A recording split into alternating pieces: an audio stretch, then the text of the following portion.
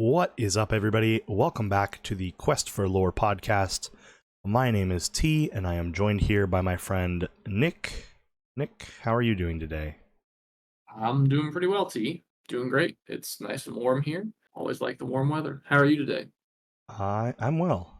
I think we had a pretty eventful morning slash mid-afternoon of playing a bunch of Lorcana, and I think it went really well. We gained a lot of information and decided to record a podcast to disperse the information to other Lorcana players. Isn't that right? Absolutely. So, do you want to tell the listeners what we did today? We sat for, probably 3 hours or a little more, and we just played starter decks against each other, just rotating. I think we started with the Steel Sapphire versus the Red Green, and then just kept switching decks after so many games. It was very productive and a lot of fun.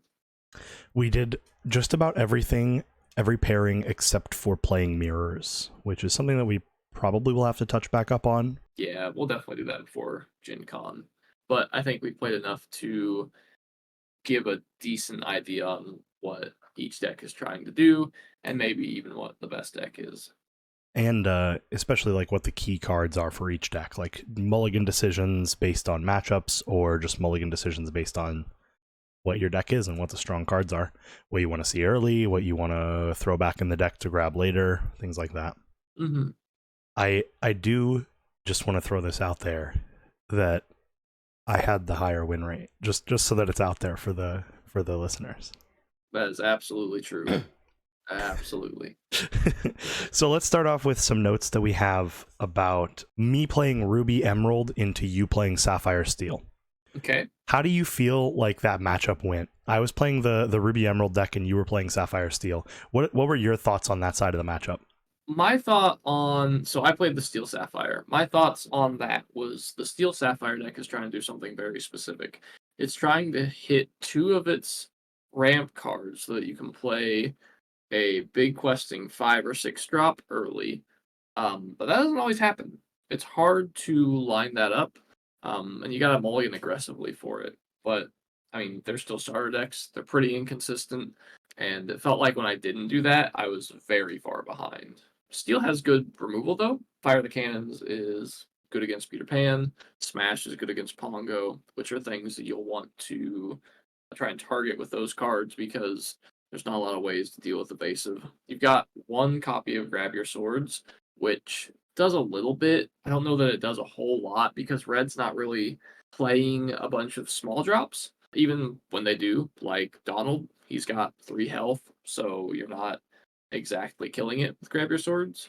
I think it was a fine matchup. I think it's pretty even, but Sapphire has to really hit its curve, really ramp into something early, and if it doesn't, it can get behind pretty quick.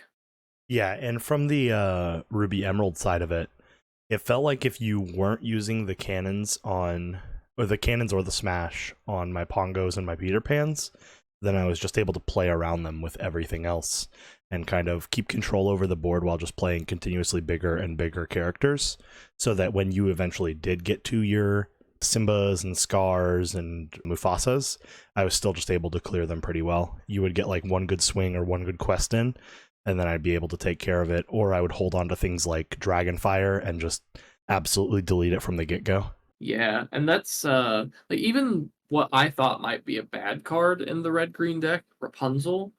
She's a 5/4, I believe.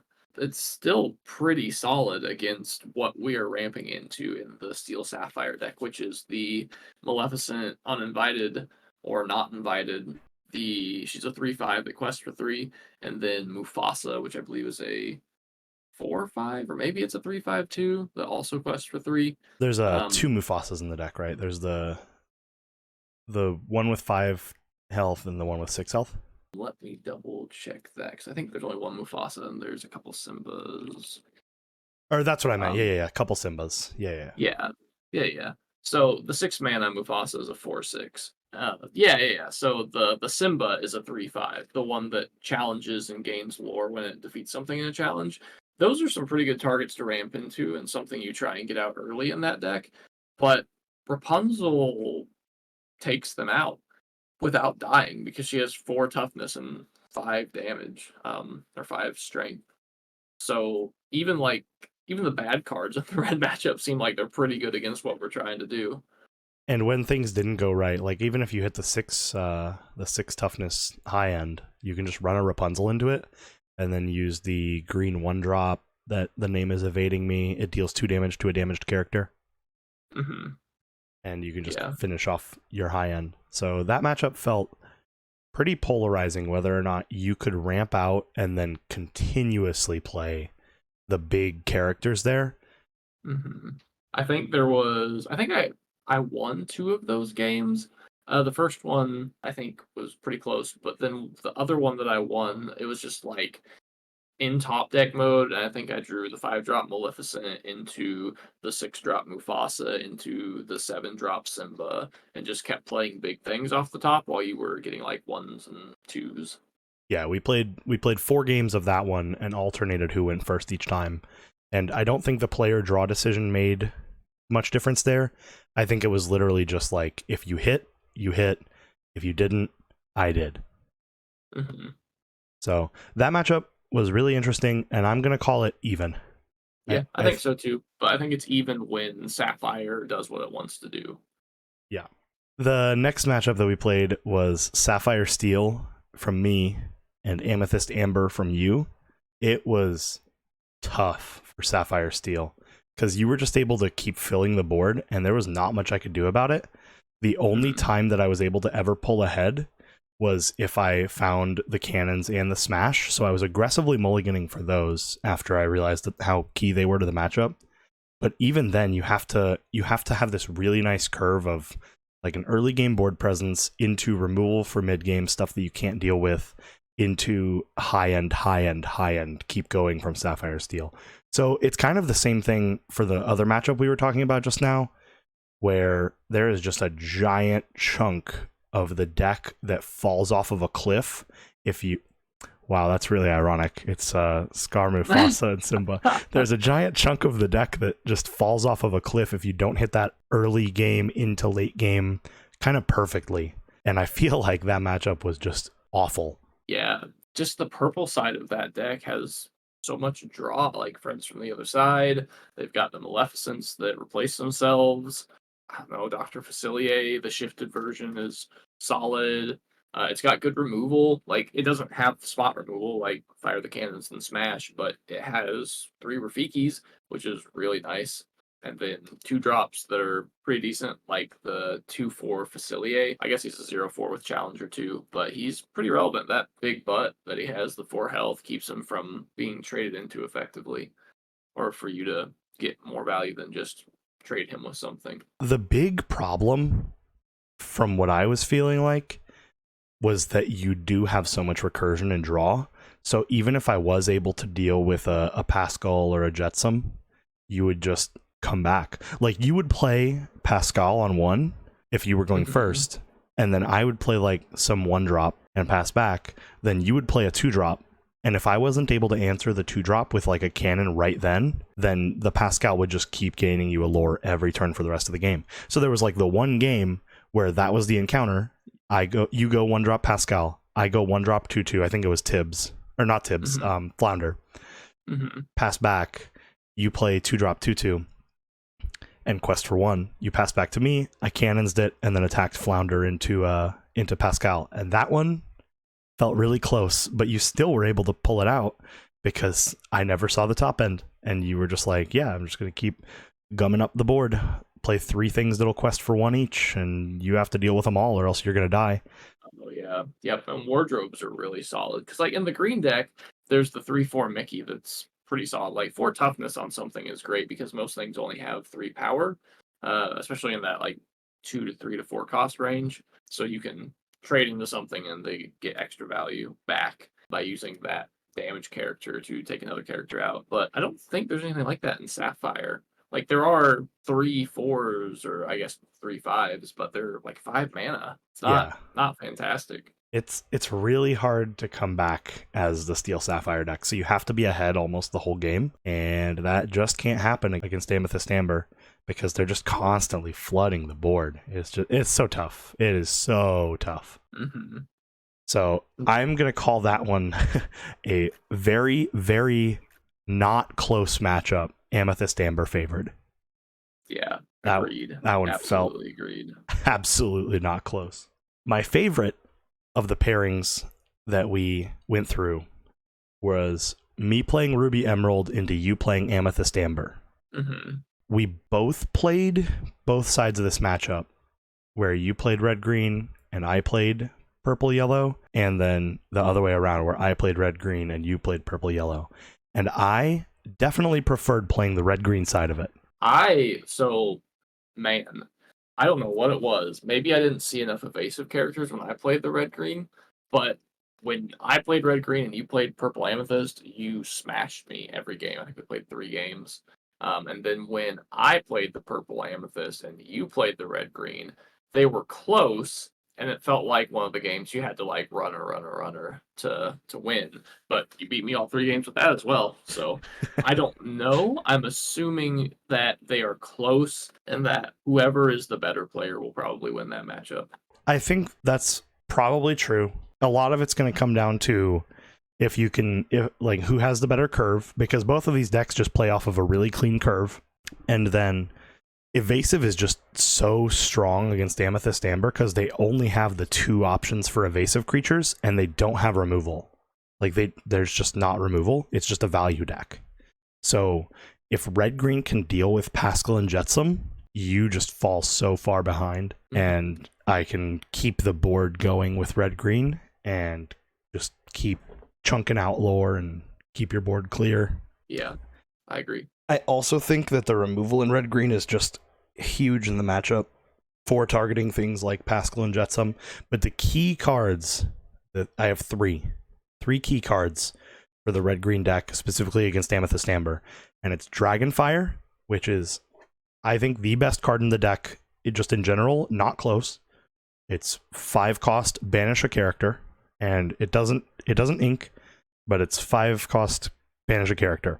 Really strong for targeting Moana and Facilier, 7-drop Facilier. So like your incredible top end that can help you come back into the game, just delete it, gone. And then the other 2 cards that were really important were Rapunzel and Aladdin, for being able to take some of the tempo back if you were getting ahead. Yeah. Steal from the Rich feels like a win more card. Yeah. It feels like if you're already behind, Steal from the Rich isn't going to do anything. But if you're already in the lead, well, then you don't need it. Why would you want it? Right. And Rapunzel's just so good.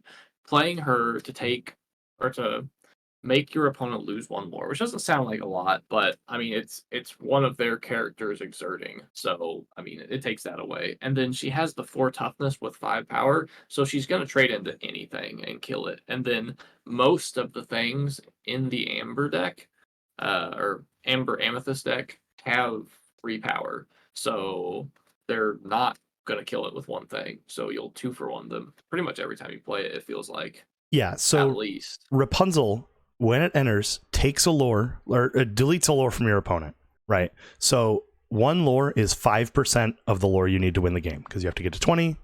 1 in 20 is 5%. You immediately take 5% from your opponent. Then it's going to come back to you after you play it. When you can attack with it or quest with it, you're either going to quest with it and get 2 lore, which is 10% of what you need, or you're going to attack one of their characters. Even if it's just a 1 quester, you get a 1 quester from them, and then they have to throw another one at it to make sure that Rapunzel gets banished. So no matter what, Rapunzel is always going to be at least 15% of the game on her own. Like 10% for you and 5% for them, or 15%, like one way or the other. Like it's just so, like the stats on this card are nuts. Yeah, they're pretty solid. I like it a lot. Maybe not like constructed, but this is strictly starter decks. Yeah, strictly for the starter deck challenge, but this is kind of what's important right now. We're getting ready to shift into Gencon, and that's the starter deck challenges. So our goal was just to provide some information about the starter deck challenges so that other players can feel informed if they don't have anybody to play with or haven't been able to look at these decks yet. The late game win cons in red green are just so powerful. Like Rapunzel is so good. Mad Hatter is a card we haven't even said yet, but that card was also just a driving force in the matchup against Amethyst Amber, because you put it down and you can almost race them with it. If you guys are even, you can race with Mad Hatter because it taps for 3. It quests for 3. Yeah, and it has 4 toughness, which doesn't sound like a lot for a 5-drop, but when everything in the Amethyst deck has 3 power, it's pretty good.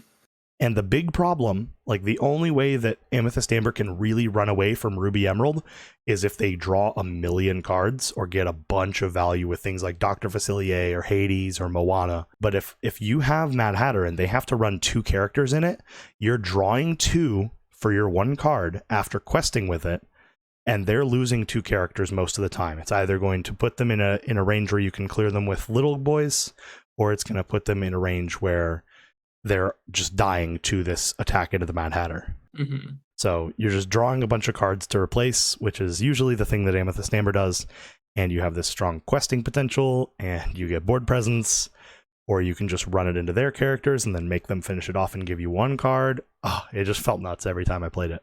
Yeah, I absolutely agree. When I was playing against it, it felt bad to want to take it off the board, but you have to because it's getting 3 quests every time, or 3 lore every time it quests. So yeah, definitely a great card. I am gonna say that I am a big fan of anything that quests for a bunch of lore. As we have gone and named the podcast Quest for Lore, that's all I want to do is quest for lore. Absolutely. So those are my thoughts on the starters. I don't really have any finishing. Oh wait, I do have finishing thoughts. That's silly. Nick, what do you think the best deck is? What do you think the best starter deck is? I don't know if I could place a best one. I think that if I were going to Gencon and I got handed the red and green deck or the yellow purple deck, I would be happy. I just don't want to see Steel Sapphire. I feel like that would be a very uphill battle to make it the top 8. I agree. I think Sapphire Steel is going to be the loser deck for me, but I have a first place deck. I don't quite think Amethyst Amber and Ruby Emerald are even. I think Ruby Emerald is my winner here today. And everything that I've seen online has everybody saying Amethyst Amber, Amethyst Amber, Amethyst Amber. And when we first started testing, we were like, oh, Amethyst Amber, Amethyst Amber. But after playing all those games, I definitely have to put Ruby Emerald as my winner. That's my first place. If I get to choose when we get there, I'm picking Ruby Emerald. Yeah, I don't think that would be a bad choice. I think that's totally fine. If you get to choose when we get there, which one would you pick, Ruby Emerald or Amethyst Amber? Oh man, I feel like I would just play Ruby Emerald, and that's just from like my limited Magic background. A new game starting out in a tournament. If I can just get a deck full of flyers, which in this game is evasive, then that's probably what I'm going to try and go for, like Pongos and Peter Pans and things that are also threatening, like Mad Hatters and Rapunzels and Aladdin. I think that's a pretty solid place to be. We had a discussion while we were playing about slight concerns about the decks being imbalanced, but the more we played, I think they are pretty equally balanced, and that if Sapphire Steel was any better, it'd be too good. Like, I think it has to have that part of it where it can miss, otherwise the deck is just insane of consistency. Yeah, I don't know, I think it really lacks in the, like, top end, to be honest. Like, questing for 3 is great, but when all of the things you're ramping into only have 5 toughness, and in the red-green deck, like Rapunzel's have 5 power already, I think that you can maybe get into some trouble there. But, you know, you can get lucky and your opponent not seeing your Rapunzels or Aladdins. Or just be able to play the top end, like, multiple turns before they could play a Rapunzel. Yeah. So, yeah, that's my starter deck thoughts. I think that about sums it up for me. First place, Ruby Emerald. Second place, Amethyst Amber. Third place, Sapphire Steel. Yeah. And I think, for me, I think the top 2 are pretty close, and then Sapphire is just a little bit below them, but not as close as the first 2 are. So each of the starter decks comes with a booster pack in it. Do we know for sure that you can't open the pack and edit your deck before the challenge? No, you can open the pack and edit your deck. You can. Yes, which is why there is Oh. a lot of discussion on the Discord about cheating, because that's, I mean, it's a 60-person event. They're going to have a lot of people monitoring the event to make sure that no one brings like outside purchases in, because I mean, there's tournaments on Saturday, like all the way through Saturday, and you can buy product like Thursday, Friday, and Saturday. So you got 3 days to get stuff. Granted, you're probably going to be waiting in a very long line, and the Ravensburger booth will probably sell out before the line ends. But I mean, if you manage to get a hold of some product, what's to stop you from like just bringing in the starter deck you want and then switching it, or like bringing in cards out of a different pack? Yeah, like if your friend plays in the Thursday one and you're in a Saturday one, just mixing the two packs, even if you don't wait in line, just taking Yeah, cards from. Yeah, that's kind of scummy. I mean, it's it very scummy. absolutely is, but it's not gonna happen, right? I feel like there will be people that try it, so I just There hope there is enough surveillance and like judges around to make sure that no one is doing anything silly. there will probably also be people who are doing it that don't know better. That's the problem. Like that's the big problem in my mind. I mean, think of like a Magic pre-release when you're at a pre-release and you're with a bunch of new players or casual players or like middle school age kids, right? Hmm. And they just don't know better and they're sitting there opening their pre-release packs. They're sitting across from each other and they go, "Wow, that's really cool. Want to trade?" Hmm. Like that stuff happens all the time, and having to explain it to like a casual player or to a small child and being like, "You can't do that. That's cheating." Like, why? Why is that cheating? So I feel like that might be a problem that happens here, where it's not with malicious intent, but it just happens Yeah, from accident ish. I don't know. I've also never seen, rather, I've never been to a Gen Con, so I don't know what Gen Con events are like. I don't know how they're monitored. I don't know how well they're ran. I don't know any of that. So I'm just hoping it's pretty well taken care of. I've been to Gen Con before. It's a very, very big event, very busy. There is not staff equivalent to the people there. But I've never played in an event at Gen Con, and I've never played in an event that had Disney in the name. So I'm definitely interested to see how this goes, and if they monitor it well enough to prevent things like that from happening, yeah. Yeah. But you kind of brought up what I wanted to segue into the next topic, which was that one, we're going to Gen Con. This is the starter deck challenge, very cool, but that product is available at Gen Con. We Hmm. learned basically the day after we recorded the last pod that you're going to be able to purchase product at Gen Con, and it's limit per person, where it's Uh, it's not limit per person. It's limit per transaction. limit per transaction. Sorry, it's with the intention of being limit per person, but it's not necessarily monitored.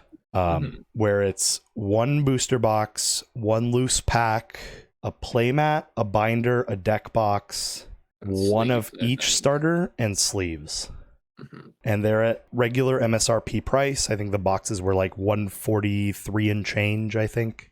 Yeah, I think that's right. But yeah, like very reasonable prices for early Disney products. So getting up early and waiting in line is a real thing to get real product early, which is really cool because we went into the first episode or the pilot for the pod not knowing if we were going to get anything at all, and just knowing that we were going to be playing these starter deck challenges and that we would be able to keep playing the starter decks against each other. Hmm. Yep. But now we, in quotes, know that we can each get a box, which is really cool because then we can crack some packs, build some actual like full constructed decks possibly. We Yeah. don't know the distribution numbers for how legendaries are dispersed in packs. Yep. My guess is that it's like Yu-Gi-Oh, but we'll see. Because it seems to have the same model. You got your commons, uncommons, rares, and then your super rares, and then your ultra rares. However, doesn't Yu-Gi-Oh just do like a one rare a pack type thing, where if it's an ultra rare, it replaces the rare, or is that not how that works anymore? It is kind of like that. So Yu-Gi-Oh now has a super rare in every pack. Hmm. So super rares are your baseline. There are no more rares in packs in Yu-Gi-Oh. Gotcha. Okay. Or some sets will have like a super rare and a rare in every pack. And then if you Hmm. have like an ultra, it replaces your super. Gotcha. Okay. But the key part of that, where Nick said he thinks it's like the Yu-Gi-Oh model, the important part would be the secret rares in Yu-Gi-Oh, which are approximately 2 per booster box, and that would equate to legendaries in Lorcana. Right now, we're looking at pre-sale numbers where every legendary is $100 or more, which may or may not be real. There's only a couple sellers even brave enough to say that they have pre-sales for Lorcana. Makes sense, because nobody, even LGSs or big distro LGSs, don't really have a true idea of how much product they're getting until a week from now. Mm-hmm. But if boxes really are $300 on the secondary market, it is ultimately possible that these legendaries, even at 2 per box, could end up being $100 to $150 a piece. No sweat. Yeah, absolutely. Boxes are on TCG for like 350 right now. Yeah, and if that number's real, then the legendary numbers might be real too. Yeah. I hope not, because I just want to build everything, but I'm not Yeah, trying to spend $10,000 playing Lorcana. yeah, if they are real, or even like close to that real, I don't know that I will even be able to play. Like, I'm not gonna drop like $1,200 just so I can play one deck.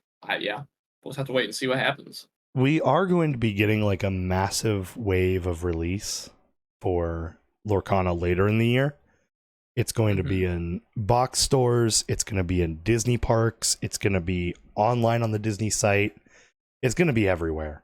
So eventually these card prices are going to come down. Yeah, eventually. We don't know what eventually is. It's feeling a lot like a Bandai game at the moment, though. Yeah, where there's a lot of excitement and not a lot of product. Yeah, it's got one thing worse though. It's either better or worse. Bandai has like a 6-month printing process where once a set comes out, they're not printing another wave for 6 months. It won't hit the US for that long. We don't know if it'll be more or less time for Lorcana, so it could be a good thing, could be a bad thing. Yep, we'll just have to wait and see. Fingers crossed that redistribution happens pretty quick. All right, I've gone on a couple tangents now. I think it's time for you to go on a tangent. What's on your mind? I'm excited for Gencon. I don't know of all the things I'm going to do there. I know I want to stay in line for Lorcana product, and I know I'm excited about my starter deck challenge. But I've never been, so I don't really know what it's like. I've heard really good things. I know there's going to be a lot of people and a lot of booths and a lot of things to do and look at and buy. I'm just excited to be there. I know there's a lot of Disney Lorcana stuff happening, even if it's not just starter deck challenges and like lighting up at Ravensburger booth to buy product and learn to play demos. There is what was supposed to be a Lorcana HQ Discord server meetup, which if you're not in the Lorcana HQ Discord server, you should join that. Lots of good information, lots of good content creators, lots of good information there. I'll put a link in the description for the video, so if you want to join, you can. But there is a meetup on Thursday night, I believe, that, like I said, was supposed to be for the Lorcana HQ Discord, not necessarily Lorcana related, but Gencon has, I think, tweeted about it or made a post in their official Discord about it. So, it's a ticketed event. You can find it on the Gencon website and sign up for it. But you can also just show up. I don't think they're checking tickets from what I've heard, but that should be a good time. Just meeting people in the community and maybe playing some friendly games. I'm excited for some throw together drafts. I think that'll be really fun at Gen Con. If enough people get product that want to draft it and, just grabbing a table and drafting Lorcana for the first time. I think that'll be a lot of fun. I'm also really excited to see what the Sunday event is. They haven't said anything about it. We don't know anything. So I'm really hoping that format is a draft. But in order to participate in that, you have to top 8 one of the starter deck challenge events. We'll prepare for that, and hopefully we'll get to play in the Sunday event. Hopefully we can both make a qualification. We only have one shot each, but we are in separate events, so let's do this, And hopefully we'll be walking away from the weekend with some more product so that we can keep playing at home. I'm really excited. I know I don't sound it right now, but I am so stoked to actually go out to Gen Con, play some Lorcana, do Gen Con stuff, because I have been before. It's a lot of fun. There's a lot of cool stuff going on. Basically, if you're a fan of anything in gaming, even the weirdest, most niche parts of gaming, you can participate there. My biggest thing that I remember from last year is there was a vendor in the vendor hall who had every single card game ever. Like packs of every dead card game. If you name it, they had it. That is crazy. It was so cool. Their booth was huge, and they had a bunch of display cases and shelves behind them with extra stuff. And it was just like, you like the old Star Wars TCG? There it is. You like print one of Epic card game? There it is. You play Wyvern? Here it is. Legend of the Five Rings? Bring that Mantis clan back. It's there. Man, I'm gonna get in trouble with that. You know how much I like obscure card games. I told Andrew about it, who's the owner of my LGS here, and he is a huge Legend of the Five Rings fan. He was naming all these products and showing me all these things. He's like, if they have this, bring it back. If they have that, bring me 2. If they have this card, bring me 100. I'm just like, I got you, man. I got you. That's so good. It's so cool. Gencon's awesome. I'm really excited. Oh man, we are, as we're recording, we leave in 3 days. Yeah, God, is that soon? I was just thinking about this yesterday. I was talking to my girlfriend about leaving for Gen Con because we're not going to see each other for a while. I'm leaving for Gen Con, and then in the middle of Gen Con, she's leaving to go on a work trip, and then she's going to stay where she's going for like a week so she can go to a concert. So we're not going to see each other for probably a week and a half or so. But I was talking about it, being like, man, I'm just excited for Gen Con, and I don't know what I need to pack, and blah, blah, blah, blah. And then I was like, kind of thinking to myself, well, it's not that soon. You got time to think about it. And then my brain was like, hey, that's Wednesday. You're leaving Wednesday. That's like 3 days from now. It's like, oh, man. It's time. Coming up. It just feels so far away still because when I heard that Lorcana was going to be at Gen Con, I was immediately like, yep, going there, and bought tickets and my badge, and that was months and months ago, and so it just seems crazy that it's finally happening. Brain is definitely still associated with, yeah, this event happens sometime later. I'm not sure when, though. Yeah. We're still in... Absolutely. We're still in when is this mode? It's going to be a good time. I'm ready for it. I am ready for it as well. I think that pretty much wraps up our pod for this week. We just wanted to do some discussion about Gen Con, what's coming up, the starter decks that you'll see there. And I think we've covered everything that we wanted to cover. So unless you have something else that you want to tangent about, Nick? I think I'm good. I'm just ready for Gen Con. I'm excited. I think that is the shared sentiment from everyone on the Quest for Lore podcast and everyone in Lorcana player base as well, just in general. Mm-hmm. So, yeah, we'll wrap it up there. We've been recording for a decent little chunk of time. I am gonna hit the studio and start editing this as soon as we end here, and hopefully get this out on Wednesday so that you have something to listen to while you're on your ride to Gen Con or your flight. Download it on YouTube Red. Or your flight, yeah. So we're lucky to live close enough that we can drive. This is like, Indianapolis is the only one that I get to drive to for events ever, because it's like 7 hours plus a time zone change, which is still a ridiculous amount of time. Mm-hmm. But yeah, we'll wrap it up there. Thank you for checking out the Quest for Lore podcast, episode number 1. If you like this content, please remember to like and subscribe. It helps with the YouTube algorithm so that our content gets dispersed with more Lorcana players who might enjoy it. If you have any suggestions for us, please let us know in the comments. I would love to hear your feedback, and we'll catch you in the next episode. Thanks for watching, guys. Bye. Bye.